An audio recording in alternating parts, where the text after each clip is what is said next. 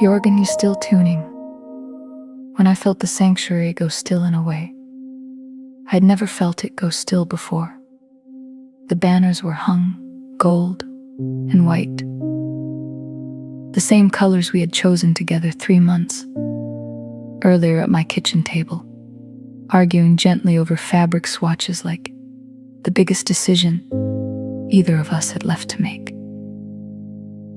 The candles were lit along the altar rail, small flames trembling in the draft from the open side door. Somewhere behind me, a baby fussed and was hushed. I remember the smell of gardenias from the arrangements the flower committee had labored over since Thursday, white and heavy and perfect. The way everything that day had been made to look perfect. The way I had spent 27 years making things look perfect without ever once asking whether perfect and true were the same word. I was seated in the front row, where a bishop's wife is always seated, my hands folded in my lap, the way my mother taught me to hold myself in church even when my chest was doing something else. Entirely, she used to say, "Baby, a lady's hands tell the truth." Her face one I had spent so long training my face that I had forgotten to watch my hands. Then I saw it, a flash of gold at a woman's throat 3 rows back, catching the light from the stained glass the way only one particular necklace ever had. The one my mother pressed into my palm the year before she died. The one that had gone missing from my jewelry box almost 3 years ago, and that I had quietly, privately, mourned as lost, the way you mourn something you already suspect you were never meant to keep. I told myself it was a coincidence. Gold catches light the same way on any woman's neck. I told myself that twice, then a third time, and by the third time I no longer believed my own voice. A woman near me whispered, "Lord." Just that one word dropped low into her hymnal. A little girl in the pew ahead turned around to stare at nothing, the way children do when they feel a rune change before they understand why. Someone's hat slipped an inch, somewhere a Bible closed, with a soft, final sound. I looked at my husband, robed and radiant at the front of the sanctuary, waiting to be installed as bishop of a church he had given 30 years to build. I expected, if nothing else, a flicker of something human when his eyes crossed mine. What I found instead was calculation. The look of a man doing arithmetic, not a man caught in truth. I had seen that look before in smaller rooms over smaller matters, and it always called it composure. I understood. In that instant, that composure and guilt can wear the exact same face if you have never been taught to tell them apart. I did not yet know how far it went, or who else already knew. Who I had learned to be. For 27 years, I had been Lady Aldridge before I was ever asked what I wanted to be called. I ironed his robes on Saturday nights, the steam rising in the small back room while the television murmured a ball game he wasn't really watching. I kept the minister's schedule in a leather book I updated by hand because he said computers made ministry feel corporate. I trained the usher board when no one else would take the Saturday hours, teaching 18-year-old girls how to fold a bulletin and hold a door and stand so still during the sermon that grief could pass through the sanctuary without anyone having to acknowledge it out loud. I sat in the second pulpit chair every first Sunday with my spine straight and my face arranged into the particular stillness that congregations mistake for peace. I had buried parts of myself the way you bury seed, quietly, in the dark, hoping something would grow from the sacrifice. I called it faithfulness. I called it covering my husband. I called it what a good wife does for a man called by God. And for a long time, that language was enough to make the bearing feel holy instead of hollow. Greater Shiloh Cathedral of Faith knew me as the woman who never raised her voice, who prayed over the sick list before anyone asked, who could smooth over a choir dispute or a deacon's temper with a few soft words and a plate of food mothers of the church would tell. Newer wives, watch Lady Aldridge, that's how it's done. And I would smile and accept it as the highest compliment a woman in my position could receive, never once asking myself what exactly it was I had learned to do so well, or what it had required me to stop doing for myself along the way. What the congregation assumed about our marriage, that it was a partnership, a covenant of equals, was a story I had helped write, one appearance at a time, because I believed the appearance was the marriage, or close enough to it, that the difference didn't matter. It mattered more than I knew. I think now of how many decisions in that marriage were made in rooms I was not invited into. How many times I found out about a building fund, a deacon's resignation, a change in the youth ministry, only after it had already been decided, and simply needed my agreeable face at the announcement I had. Called that trust I had, called it not burdening me. I understand. Now it was something closer to being managed, the way a careful pastor manages a congregation's expectations, with just enough information to keep the peace, and never quite enough to invite a real question. I do not say this to paint myself as foolish. I was, by every visible measure, a capable woman. I balanced budgets for 3 ministries. I mediated disputes grown men couldn't settle themselves. But capability and clarity are not the same thing. And I had spent so many years being useful to the machinery of the church that I stopped asking whether the machinery was serving me back. Your woman's at the piano. Renata Combs had come to Greater Shiloh 4 years earlier as a guest musician for our anniversary service. And my husband had found reasons, gentle and reasonable ones, for her to stay. She had a gift. He said the choir needed her. He said, and God knew our choir had been thin on musicians since old Deacon Ellis's arthritis took his hands from the organ. I did not argue, because arguing with a man about a woman's talent felt small. And I had spent my whole marriage trying not to be small. Looking back now, I understand that my silence in those early months was not peace. It was fear wearing Peace's clothing, dressed so convincingly that I mistook it for my own good character. I had learned, the way many women learn in church houses, that a wife who asks too many questions is called insecure, and a wife who says nothing is called wise. I chose wise. I see now that I was only afraid, and that fear, given enough years and enough silence, can counterfeit almost any virtue you ask it to. There were signs I had folded away and called nothing. A late choir rehearsal that ran until midnight, when rehearsal had never once run past 9 in 22 years before. A laugh that changed timbre when she walked past his office. A closed door that used to stay open when he counseled anyone else. A new cologne I did not recognize and did not ask about. I had named all of it. Survivable, I had spiritualized it. Told myself God was testing my long suffering. I did not yet understand the difference between bearing something in faith and burying something in denial. I remember one evening, maybe 2 years into it, standing at the sink washing dishes while he took a call in the next room, his voice dropping into a register I had not heard him use with the church. Member in years, patient, amused, unhurried in a way our own conversations rarely were anymore.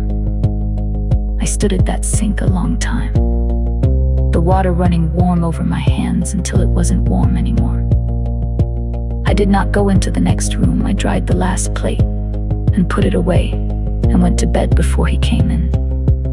And in the morning I made his coffee, the way I always did. And neither of us said a word about the night before, because there was nothing on the surface to say a word about.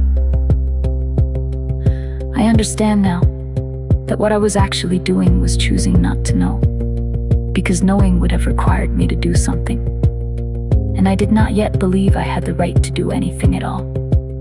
A woman who has spent decades being told her worth is measured in how little trouble she causes does not wake up one evening and decide, simply because of a phone call, that she is entitled to the whole truth. That belief has to be built slowly, usually at great cost, and I would not finish building it in myself for another 2 years. Yet the congregation saw that morning. By the time the processional began, 3 of the older mothers of the church had already noticed the necklace and were exchanging looks over their fans. Churchwomen read a room before anyone else. Admits a storm is coming. Renata sat near the front, invited as a musical guest for the installation, her hand resting near her collarbone in a way that drew attention to the necklace, whether from habit, nervousness, or intention. I could not know the necklace was unmistakable to me. A thin gold chain holding a small oval locket engraved with my mother's initials on the back. A detail no one but my husband and I had ever known to look for. A detail so private that seeing it on another woman's throat felt less like betrayal and more like theft of something that belonged only to grief. I did not stand up. I did not make a sound. I sat with my hands folded and understood that something in my life had already ended. And I was only now being told, days or months after the ending had actually occurred. The church office, 2 days before. The truth did not arrive all at once in the sanctuary. It arrived first 2 days earlier in the church office, behind a door that had always been closed to me more than it should have been for a woman who had run half the ministry's paperwork out of that same room. I had gone looking for the installation program drafts, the ones the printer needed by Thursday, and found instead a folder of financial records for the musicians' honorarium fund, an account my husband managed personally, outside the finance ministry's usual oversight. A small exception. No one had ever thought to question, because he was, after all, the pastor. Renata's name appeared on it more times, and for larger amounts than any guest musicians ever had. Line after line, month after month, numbers that did not match any service she had actually played. Beneath the folder, tucked without much thought, was a small velvet box, empty, the kind that once held a necklace. I stood in that office a long time, the closed door behind me, finally making sense of every other closed door in our marriage. I did not scream, I did not cry. Not yet. I felt something colder and more useful settle into me.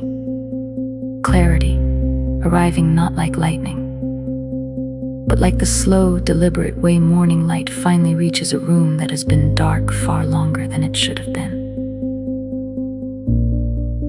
I thought of Psalm 39. Search me, O God, and know my heart. Try me and know my thoughts. I had spent years asking God to search my husband's heart, praying it over him, the way I prayed over the sick list, faithfully, specifically.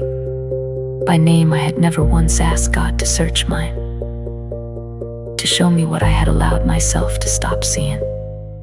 Yet the deacons already knew. I learned, in the days that followed, that I was not the last to know. Only the last to be told, which is its own particular wound. Deacon Prentice Hall, a careful man who had served the church longer than my husband had been ordained, admitted quietly that the finance ministry had flagged irregularities in the musicians' fund 8 months earlier and had been asked by my husband to let it rest until after the installation, for the sake of the church's image.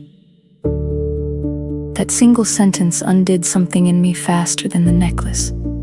Had for the sake of the church's image I had heard that phrase my whole married life, usually aimed at me, asking me to be smaller, quieter, more patient, more forgiving, so that the image of the house could stay intact while the house itself quietly rotted from the inside.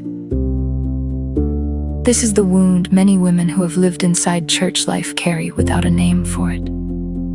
The sense that their pain is an inconvenience to the very institution that claims to shepherd them. I had confused the protection of appearance with the protection of the marriage for so long that I no longer knew where one ended and the other began.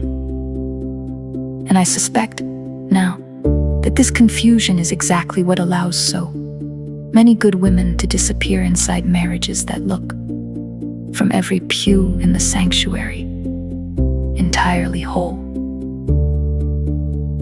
The deacon board convened a closed session the week after the installation. I was not summoned as a witness against my husband.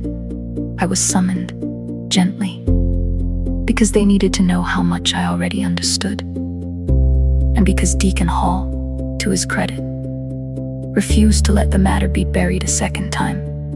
Lady Aldridge, he told me, before the meeting, standing in the hallway outside the church office with his hat in his hands, "You have carried this house long enough on your own. You don't have to carry the ending of it alone." 2. Installation reception, later that evening.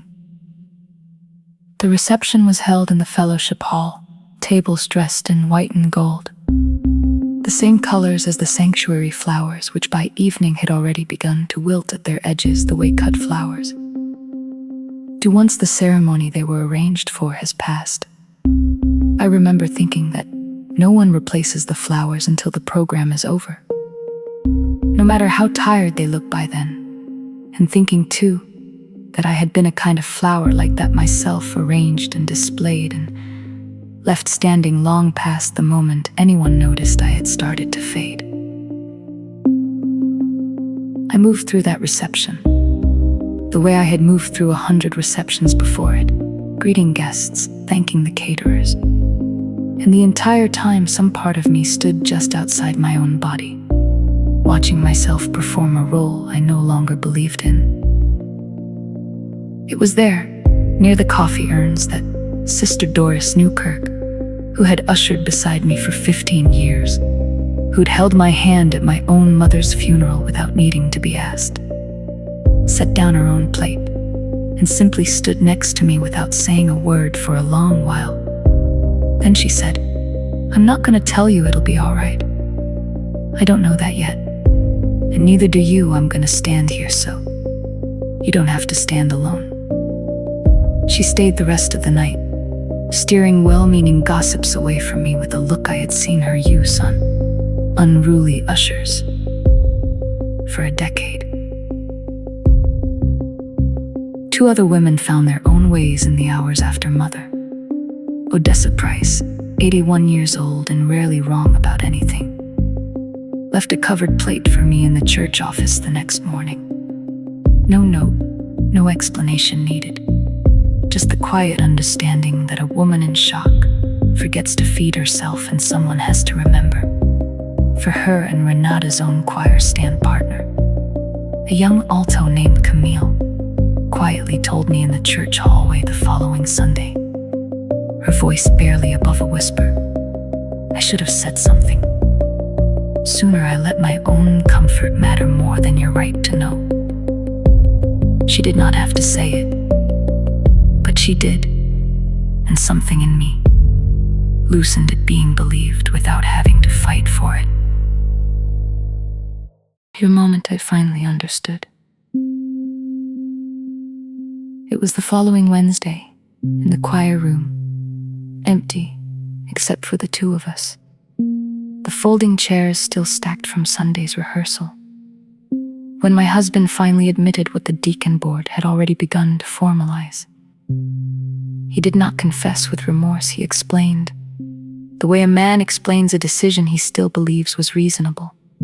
Standing with his hands in his pockets and his eyes fixed somewhere past my shoulder. The necklace, he said, had been a small gift, nothing more. Given during a season of stress, his voice smoothing the words the way he smoothed every difficult sermon into something the congregation could swallow easily.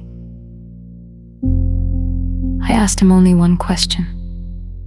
Did you know it was my mother's? He did not answer. That silence stretched longer than any sermon he had ever preached. And it was in that silence, more than in the necklace itself, that I finally understood the full shape of what had happened. Not simply an affair, but a slow, years-long willingness to let me disappear a little at a time so that his image could stay whole. I thought of water that has been rising quietly in a vessel for a long time before it ever spills. How by the time you see the overflow, the fullness has already been there for years, hidden beneath a calm surface that fooled everyone. Myself most of all, I had mistaken the stillness of my marriage for peace. It was only the water settling before the truth broke it open. This is the belief shift I did not expect to need. I had called my silence loyalty, I had called my blindness patience, I had called my exhaustion prayer. It was, more plainly, fear. Fear of being the woman who disturbed the image. Fear of being unchosen twice. First by a man, and then by the community I had served for half my life. Fear that if I put down the role I had built so carefully, there would be no woman left standing underneath it, naming it fear. Rather than virtue, was the most painful and most freeing sentence I have ever said to myself. What the church decided. The deacon board did not stage a public trial. My husband was quietly released from the newly installed bishop's seat within 3 weeks. The matter handled in a solemn closed meeting rather than a Sunday spectacle. The financial irregularities referred to an outside auditor. The musicians' fund placed under proper oversight. For the first time in years, he resigned before the process could be finished for him, which the mothers of the church understood for exactly what it was. A man managing his exit the same way he had managed everything else on his own terms ahead of consequence, rather than inside it. The congregation did not erupt, it quieted, the way a room quiets after water is disturbed and slowly settles again. Some members left, unable to reconcile what they had believed about the man who had baptized their children with what they now knew to be true. Most stayed, watching to see who among their leadership would tell the truth, and who would keep protecting the appearance that had cost me. So much Renata did not return to the choir stand. I never spoke to her, and I no longer needed to. The necklace itself was returned to me in the same velvet box a week later, left with the church secretary and passed into my hands. Without a word, I kept it in a drawer for months before I could touch it again. Some things can be returned to your hand long before they feel returned to your life. Restoration without revenge. I did not want my husband ruined. I want to be honest about that. Because I think many women expect this part of the story to end in triumph. And that is not what healing gave me. I wanted the truth to be allowed to exist in the same room as our marriage.